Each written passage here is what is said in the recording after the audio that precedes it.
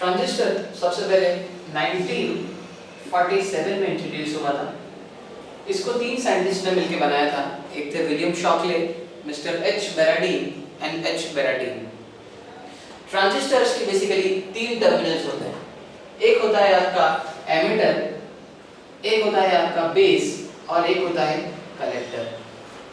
अगर हम एरिया के टर्म्स में बात करें तो सबसे बड़ा एरिया कलेक्टर का होता है, उसके बाद में एमिटर का होता है और उसके बाद में बेस का होता है।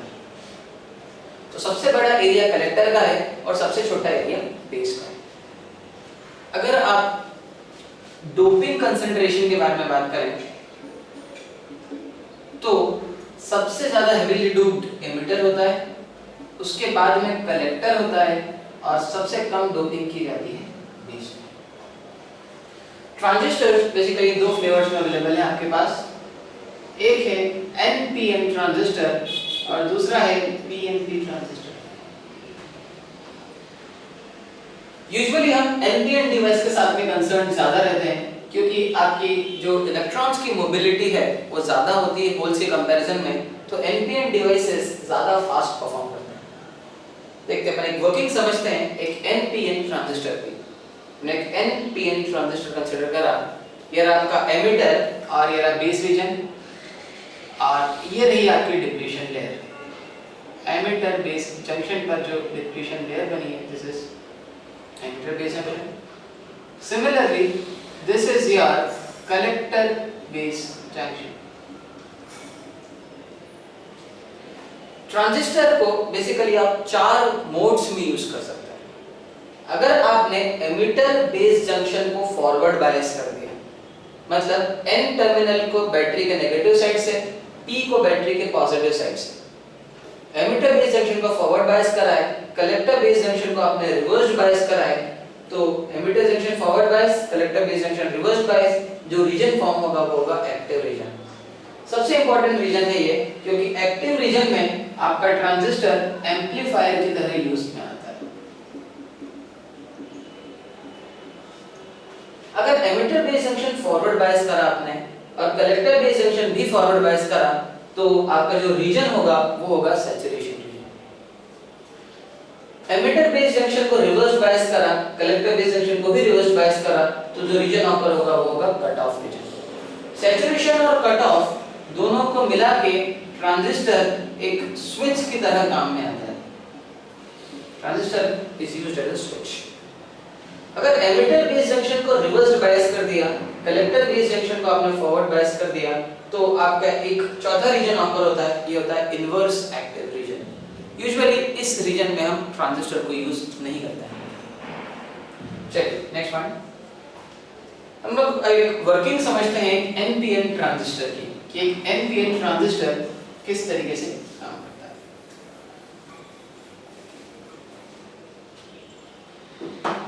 एक एमिटर बेस जंक्शन को मैंने सबसे पहले फॉरवर्ड बायस करा, that is this is N, this is P and this is N।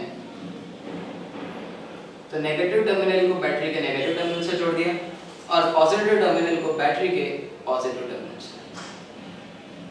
This is your emitter, ये बेस है और ये कलेक्टर है। तो बेस और एमिटर के बीच में जो बैटरी लगी है उसको मैंने बोल दिया VBE। कलेक्टर बेस जंक्शन को हमको रिवर्स बायस करना है तो P को नेगेटिव से और N को पॉजिटिव से। तो collector base junction reverse bias हो गए, दिस इज VCE। अगर collector base junction reverse bias है तो कलेक्टर बेस जंक्शन के बीच में जो डिप्लीशन लेयर बनी होगी उसकी विड्थ थोड़ी सी बड़ी होगी as compared to emitter base junction, क्योंकि रिवर्स बायस में डिप्लीशन लेयर की विड्थ इंक्रीज हो जाती है।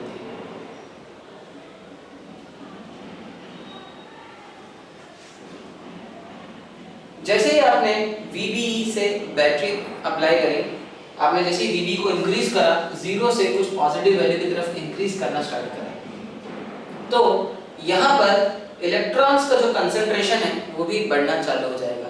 बैटरी यहाँ पर इलेक्ट्रॉन्स सप्लाई करने का काम करेगी। सिमिलरली ये जो बैटरी है ये बेस में होल्स भी सप्लाई करने का काम करेगा। जैसे जैसे यहाँ पर इलेक्ट्रॉन सप्लाई होते जाएंगे, यहाँ पर इलेक्ट्रॉन का कंसंट्रेशन और बढ़ जाएगा। तो यहाँ पर इलेक्ट्रॉन्स का कंसंट्रेशन ज्यादा, एमिटर में इलेक्ट्रॉन्स का कंसंट्रेशन ज्यादा और बेस में इलेक्ट्रॉन का कंसंट्रेशन कम। तो डिफ्यूजन की वजह से इलेक्ट्रॉन्स हायर कंसंट्रेशन लेवल से लोअर कंसंट्रेशन लेवल की तरफ मूव करेंगे। सिमिलरली होल्स भी यहां से हायर कंसंट्रेशन लेवल से लोअर कंसंट्रेशन लेवल की तरफ मूव करेंगे और करंट उसी डायरेक्शन में फ्लो होता है जिस डायरेक्शन में होल्स फ्लो होते हैं। तो आपका यहां से जो करंट कंस्टिट्यूट होना स्टार्ट होगा, this will be termed as emitter current. Electrons जैसे ही बेस रीजन में गए, मान लेता हूं एक आइडियल फिगर ले लिया मैंने यहाँ पे 100, मान लेता हूं 100 इलेक्ट्रॉन्स डिफ्यूजन की वजह से एमिटर से बेस में चले गए। बेस का जो विड्थ है वो बहुत छोटी है और इलेक्ट्रॉन्स बेस वाले रीजन में माइनॉरिटी चार्ज कैरियर है, क्योंकि बेस जो है वो p टाइप का है। तो कुछ इलेक्ट्रॉन्स बेस रीजन में रिकम्बाइन हो पाएंगे, सारे के सारे रिकम्बाइन नहीं हो पाएंगे, क्योंकि इसके दो मेन रीजंस हैं। पहला मेन रीजन है कि बेस की विड्थ बहुत छोटी है, बेस की जो विड्थ है वो बहुत छोटी है, साथ ही साथ जो इलेक्ट्रॉन्स यहां पर हैं वो माइनॉरिटी चार्ज कैरियर्स हैं।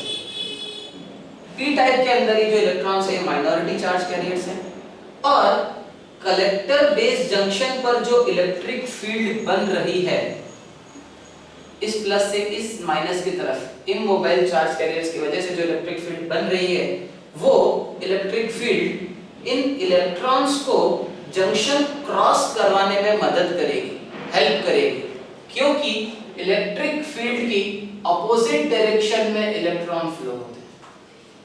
तो ज्यादा समय नहीं लगेगा इन इलेक्ट्रॉन्स को p रीजन में, बेस रीजन में आने के बाद इस जंक्शन को क्रॉस करने में, क्योंकि ये जो जंक्शन बन रहा है कलेक्टर बेस जंक्शन, इसकी जो इलेक्ट्रिक फील्ड है वो इन इलेक्ट्रॉन्स का सपोर्ट करेगी ताकि वो जंक्शन को क्रॉस कर सके।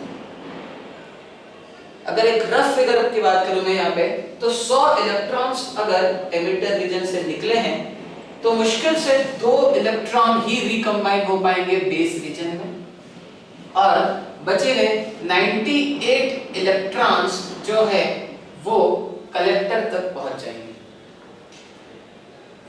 98 इलेक्ट्रॉन्स जो है वो कलेक्टर रीजन तक पहुंच जाएंगे। इलेक्ट्रॉन्स इस तरफ फ्लो हो रहे हैं, इसका मतलब करंट इस तरफ फ्लो हो रहा है, opposite to the direction of electrons। इस करंट को कहा जाता है कलेक्टर। हमको दो करंट मिल गए, एमिटर करंट और collector current. What about the base current? ये जो दो इलेक्ट्रॉन रिकम्बाइन हुए हैं p रीजन में, दो होल्स के साथ में रिकम्बाइन हुए हैं, इन होल्स की वापस से पूर्ति करने के लिए या डिफिशिएंसी जो यहाँ पर होल्स की हुई है p रीजन में, उस डिफिशिएंसी को कम करने के लिए, उस डिफिशिएंसी को पूरा करने के लिए ये जो बैटरी है ये होल सप्लाई करेगी। तो जब ये बैटरी होल सप्लाई करेगी तो उस वजह से होल्स की डायरेक्शन में जो करंट फ्लो होगा वो करंट होगा आपका बेस करंट। अगर आप इस जंक्शन पे केवीएल सेटिस्फाई कराएं तो आपको मिलेगा emitter current is equals to base current plus collector current. Emitter current is equals to base current plus